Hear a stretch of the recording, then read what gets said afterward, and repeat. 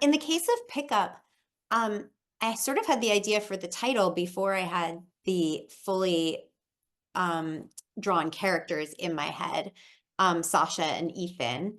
I was standing outside of my kids' elementary school with a bunch of parents who I like, and we were talking about how there was a dearth of salacious gossip that basically like everybody at our school was well behaved and boring.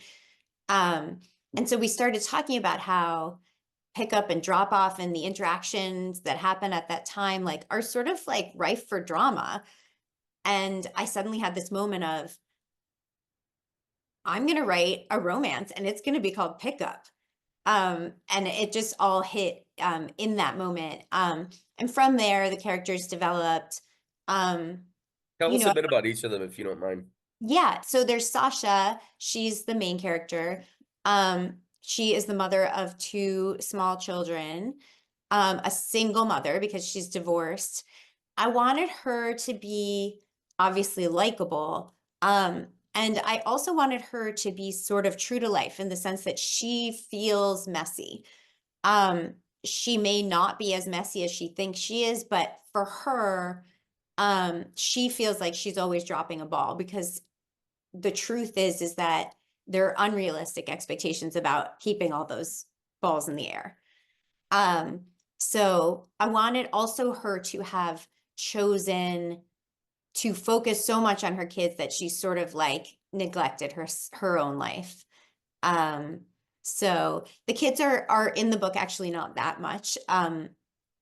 Because I don't necessarily think that's what people want to read about in romance, but enough so that we understand that like she has buried whatever sense of self she had before them, disconnected from them, um, and has become like this a mother.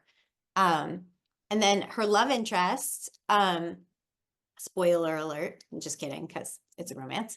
Um, his name is Ethan. He's also a divorced dad.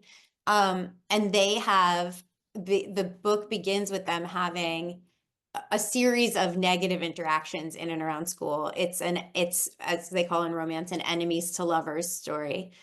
Um, which is my favorite, perhaps because I was read Pride and Prejudice early on.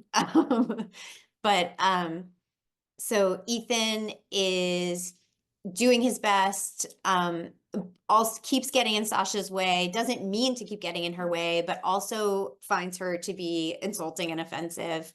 Um, and they have like this quick banter. And sort of begrudgingly, they're keep being forced together to spend time together and ultimately start to at least be attracted to each other. And then the book meanders to a Caribbean island because it's a romance and it can. I am also a travel writer. That's one of the parts of the sort of my early journalism years that I have kept. And so I tend to write my characters into, at least for part of the book, locations I visited or amalgamations of various locations I visited. Um, Romances are about escape. So if you are able to put your characters in a place that feels distant from their lives and feels, magical in certain ways, allows for sort of, romantic interactions or forced proximity when they're forced, for example, to stay in the same villa, like that happens in my book. Sometimes you'll be familiar with the trope of, oh no, we're stranded and there's only one hotel room, or there's only one bed.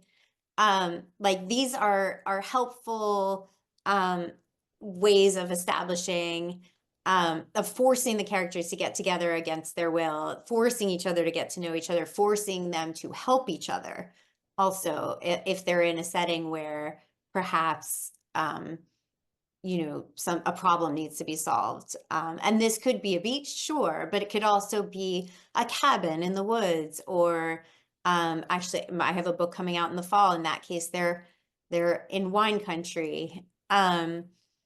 Really, I just find I like to write about locations where I want to be, because while I'm writing, I'm in that location. And so it tends for me to be New York City and LA because those are places I've lived, and then somewhere somewhere sort of more distant.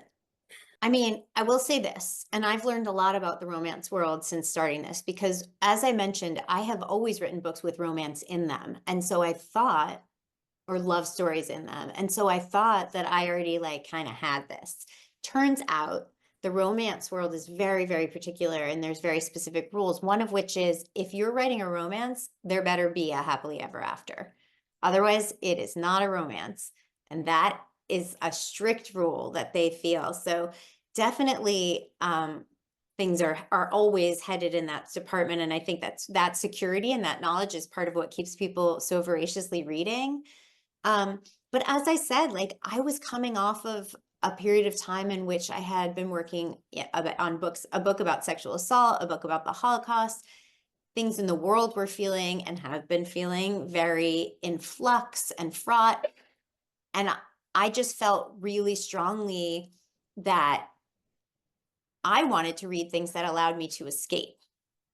And so maybe that's what I should be writing for other people as well. Maybe that's something that I could offer to others as well. And so that was really the impetus behind writing romance, and the thought behind where it ends up, which I won't say, but there is actually a little bit of a twist in the book that's unexpected, but it is a romance.